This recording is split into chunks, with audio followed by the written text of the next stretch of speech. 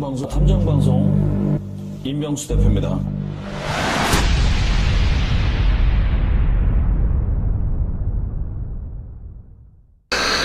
여러분들이 어딘가에 가서 가명이라는 걸 써보신 적이 있으신가요? 숙박업소를 가든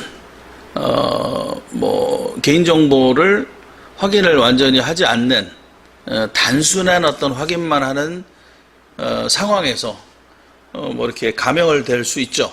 근데 가명을 댈 때 바로 떠오르는 이름을 아무거나 댈까요? 아니면 좀 생각나는 이름을 댈까요? 그런데 그러한 내 이름이 아닌 다른 이름을 대야 되는 상황에서 그게 구체적인 어떤 범죄를 계획하고 있는 상황이라면 나하고 관련돼 있거나 과거에 있었거나 지금 관련이 돼 있는 이름을 대겠습니까? 자, 오늘 수원 자동차 영업사원 실종사건 이야기를 할 건데 홍기찬 이름이 등장합니다. 홍기찬이란 이름이 등장을 하는데 여기에 등장하는 피해자의 수첩에서 홍기찬 서수원 전화국 이런 메모가 발견이 됩니다. 고객을 관리하는 수첩이겠죠. 서수원 전화국 앞에 공중전화에서 이 영업사원 여성에게 전화를 해서 유인을 합니다. 철저하게 계획되어 있는 사건이거든요.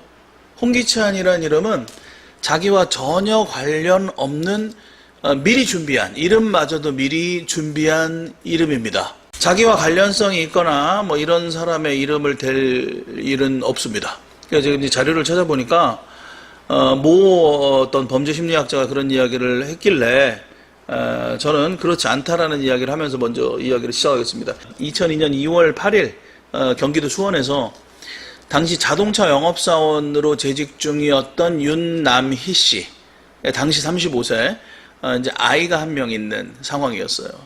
그러니까 이 여성분이 행방불명된 상태로 20년이 지났는데 지금까지도 어떤 결과물이 없습니다. 사망을 했다라면 시신이 나와야 되는데 없어요. 살인사건, 시신 없는 살인사건으로 볼 수밖에 없다. 설 연휴를 앞두고 2002년 2월 8일 금요일 아침 오전에 둘째 언니를 만나서 함께 시장에 장을 봐요. 둘이 오후에 마사지 집을 가기로 약속을 하고 잠깐 헤어졌다가 언니와 헤어진 뒤 어린이집에 맡겨놓았던 그 당시 22개월 된 아들을 데리고 이발소에 가서 이발을 시키고 명절을 셀 준비를 하는 거죠. 그다음 아들을 다시 어린이집에 맡기고 다시 또 사무실로 가요. 이때가 오후 4시 50분경이라고 하는데 윤 씨가 회사 선배에게 전화를 합니다. 고객이 자신을 보자고 했다. 그래서 회식에 참석할 수 없다. 아니면 좀 늦을 것 같다라고 이야기를 하고 나옵니다. 4시 50분경에 사무실에서 나와요. 그날 저녁에 회식이 있었는데 나타나지 않습니다. 이게 마지막 통화가 되는 거예요. 경찰이 수사를 해보니까 오전 11시 30분과 이날 오전 11시 30분과 오후 3시에 전화를 한 사람이 있어요. 전화를 한 사람이 있는데 그게 공중전화예요. 여러분, 공중전화도 전부 다 일반 번호가 있는 거 아시죠? 공중전화에 전화를 하면 핸드폰에 031 어쩌고 저쩌고 고유 번호가 있습니다. 일반 전화처럼. 그러니까 오전 11시 반, 오후 3시에 왔다라는 거예요. 근데 공중전화로 했다. 공중전화로 전화할 이유가 없지 않습니까? 네, 범죄가 처음부터 계획이 됐다. 자, 윤 씨 언니 말에 따르면 윤 씨 집에 같이 있었는데 차 상담을 하겠다는 전화가 왔다면서 외출을 했다. 이 공중전화의 위치가 수원시 권선구 구운동에 있는 KT 서수원 전화국 앞에 위치해 있었다. 자, 수첩에 홍기찬 그리고 서수원 전화국 공중전화로 전화를 했다. 그랬는데 가공의 이름을 그냥 갑자기 당황한 상태에서 이름을 떠올린 게 아니고 미리 준비를 했다. 전혀 관계가 없는 이름을 만들어낸 이름이다. 100%. 자, 윤 씨의 남편은 아들과 함께 집에서 아내인 윤 씨를 기다렸지만 시간이 지나도 오지 않고, 그러니까 이제 남편이 화가 나서 그 회사 직원 번호가 있길래 전화를 했다라는 거. 왜 명절 연휴를 두고 이 어린아이가 있는 여직원을 집에 이렇게 늦게까지 안 보내주냐라고 했더니 그 회사 직원이 회식에 참석을 안 했다라고 이야기를 하니까 이제 뭐 느낌이 안 좋으니까 잠을 못 자고 그 다음날 경찰에 신고를 한 거예요. 그날 저녁 때 7시 30분과 7시 32분에 윤남희 씨 핸드폰이 어디로 전화가 가냐면 사채업자한테 전화를 합니다. 그 윤남희 씨가 전화를 하진 않았을 거겠죠. 네, 누군가에게 이 핸드폰을 지금 강탈을 당한 상황이다. 일찌감치. 카드 깡을 하려고 전화를 했는데 뭐 한 곳은 명절 끝나고 연락해라. 한 곳은 안 된다. 이 두 군데 다 실패를 합니다. 자, 용의자로 추정된 남성이 카드 깡을 문의를 하고 한 3시간여가 지난 후 이제 밤 10시가 넘어요. 10시 30분 무렵에 수원의 한 편의점에 설치된 현금 지급기에서 윤 씨 은행 계좌에 있던 돈이 빠져나갑니다. 그리고 윤 씨가 남편 카드를 갖고 있었는데 남편 카드에서도 돈이 인출이 되는데 이 두 군데에서 인출한 게 230만 원입니다. 즉 20년 전에 230만 원이란 목돈을 찾을 이유가 없는 거죠. 윤 씨가. CCTV가 근데 없어서 누가 찾은지 확인이 안 돼요. 그리고 자 10시 30분에 돈 찾고 10시 45분에 돈 찾고 그 다음 약 9분 후에 10시 54분에 윤 씨가 가지고 있던 남편 카드에서 수원 망포동 위치한 주유소에서 2만 원을 결제를 합니다. 자, 여기서도 CCTV가 없어서 누가 결제한지를 모른다. 윤 씨가 고객을 만나러 나간 당일 저녁 오후 4시 50분에서 저녁 7시 30분 사이에 범인 또는 이제 공범이 있으면 범인들이겠죠. 이 사람들을 통해서 이제 겁박을 당하는 상황으로 보인다. 자기 핸드폰도 강탈당하고 신용카드도 갈취를 당한 걸로 보인다. 그리고 깡을 시도하려고 전화번호를 전화를 했다. 그리고 비밀번호 알아내기 위해 뭐 협박을 많이 했던 상황들이 지금 연출이 된 것처럼 보이죠. 그날 오후부터 저녁 때 돈이 인출되기 시작한 저녁 10시 45분부터 54분 이후에는 무슨 큰 문제가 생겼을 가능성이 높다. 자, 다음 날이 됩니다. 2월 9일 오전 11시 15분경 농협 남수원 지점과 국민은행 남문 지점에 있는 현금 인출기에서 총 280만 원이 인출이 되는데 여기서는 이제 얼굴이 찍힙니다. 자, 그런데 공중전화로 전화를 하고 계획을 하고 뭐 어떤 이런 계획을 많이 범죄 계획을 했었던 사람들이 자기 얼굴이 찍힐 거를 뻔히 알면서 뺏은 핸드폰에서 뺏은 카드에서 돈을 인출을 하겠습니까? 당연히 안 하겠죠, 그죠? 근데 어쨌든 찍힙니다. 찍혀서 지금 이런 상태인데 이 찍힌 사람이 이제 언론에 나오고 경찰에서 수사를 했겠죠. 이 사람이 자수를 해요. 얼굴에 찍힌 사람이. 근데 얼굴에 찍힌 사람이 자수를 해서 뭐라고 하냐면 나는 범인이 아니다. 나는 불법 자가용 영업을 했던 이제 콜뛰기라고 하는데 콜뛰기 술집 여자들이나 이런 사람들을 그냥 뭐 이쪽에서 태워서 이쪽으로 이제 그 시내 한복판에서 이동시켜주는 그런 불법 자가용 영업. 그러니까 영업 허가를 득하지 않은 자가용으로 영업을 하면 안 되지 않습니까? 그러니까 이제 돈 받고 하면 안 되는 게 불법이 되는 거예요. 그런 일을 하는 사람이 이 윤남희 씨의 카드를 인출하는 얼굴로 찍혔다는 거예요.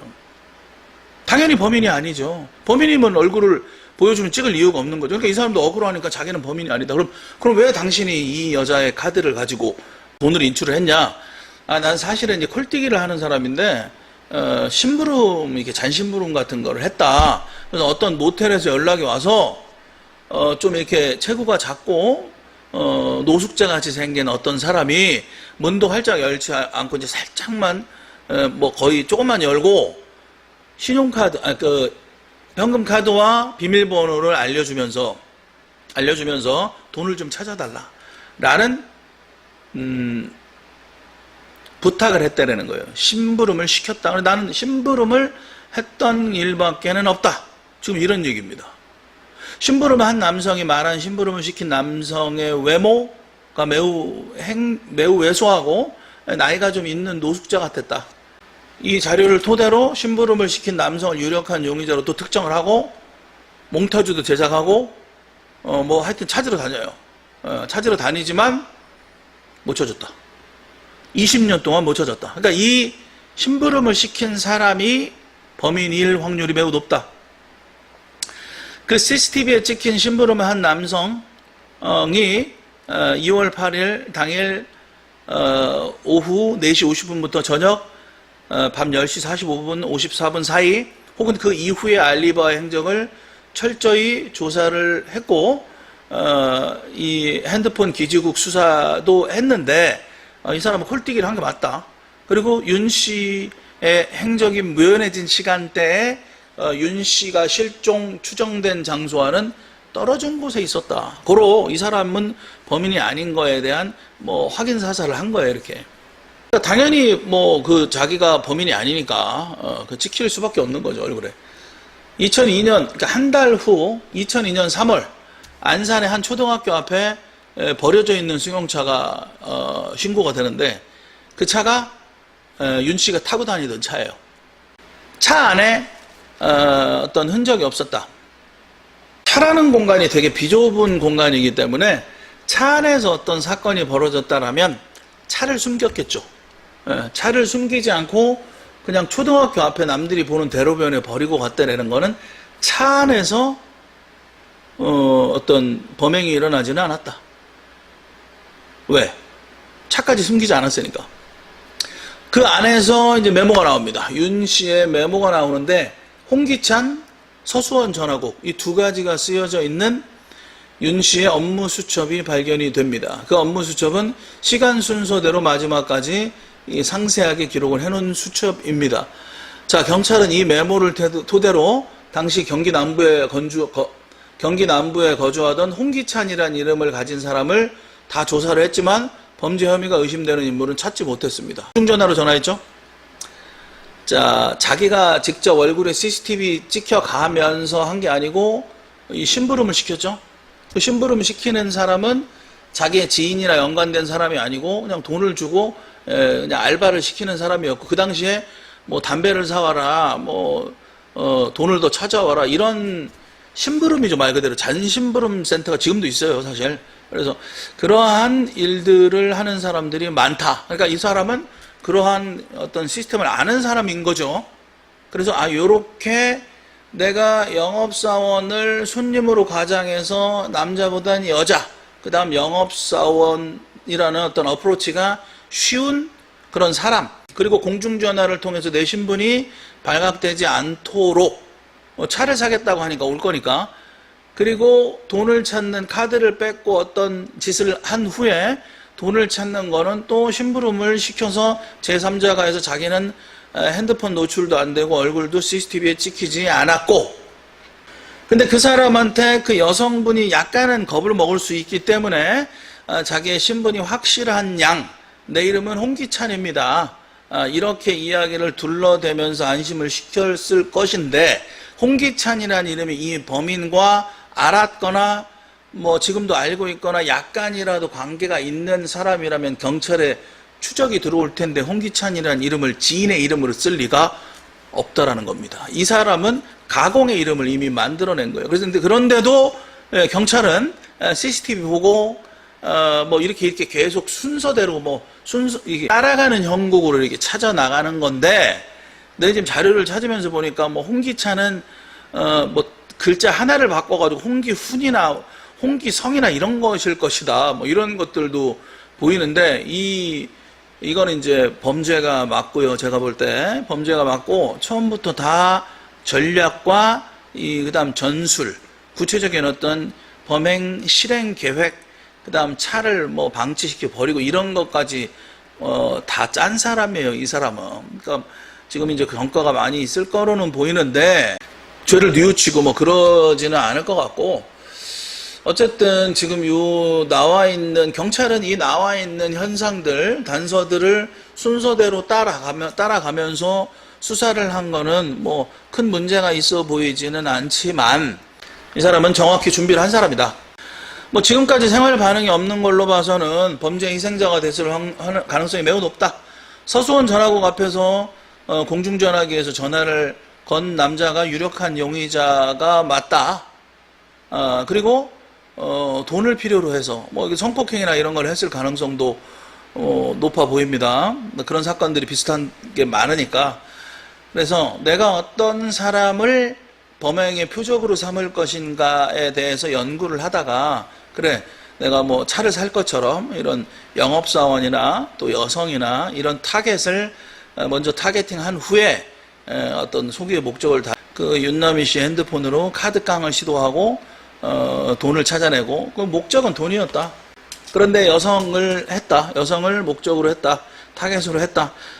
처음부터 타겟팅을 한 철저한 전략에 의한 범죄로 보인다. 그리고 경험이 많고 뭐 이런 프로 같은 그런 입니다. 그런 사람인데 뭐 이런 지금은 이런 사건을 저지르지 않을 수도 있겠지만 뭐 평범하게 우리 이웃으로 살 가능성도 배제할 수는 없죠. 방식으로 자기 어떤 전화번호를 이렇게 알리고 그러지 않습니까? 얼굴도 알리고 뭐 생활정보지 같은 거 보면은 그렇게 나오는데, 범인의 특징으로 2000년대 경기 남부 일대에서 영업사원 등을 대상으로 범행을 저지른 전과가 많은 인물로 추정이 된다. 이렇게 수법 수사를 하는 건 당연하죠. 이 무렵에 뭐 이런 사건들이 많이 있었다고 합니다. 2002년 당시에 30대 중후반에서 40대 초반 사이에 나이대로 추정되고 키는 165 전후, 뭐 유흥업소 대상으로 불법 택시를 상대로 심부름을 시킨 걸로 볼 때 도박과 관련된 사람으로도 추정이 된다. 가능성이 있다. 범인 또는 공범이 서수원 주변 일대를 잘 알고 있을 것으로 추정을 한다. 지금 이런 사건 같은 경우에는 공범이 꼭 있을 필요까지는 없을 것 같습니다. 공범을 통해서 역정보가 흘러나갈 수가 있기 때문에 이러한 수법에 관련된 그런 뭐 추적이 필요할 것으로 보입니다. 발견된 차 안에서 없어진 것이 딱 하나 있는데 룸미러 위에 놓였던 확대 룸미러였다. 그러니까 그거를 이제 손으로 만진 거죠, 지가. 그래서 그걸 떼어간 겁니다. 없애려고. 윤 씨가 생존해 있을 가능성은 거의 없다고 본다. 예. 어딘가에 유기되어 있거나 뭐 어떤 뭐 잘못된 일이 있었을 것이다.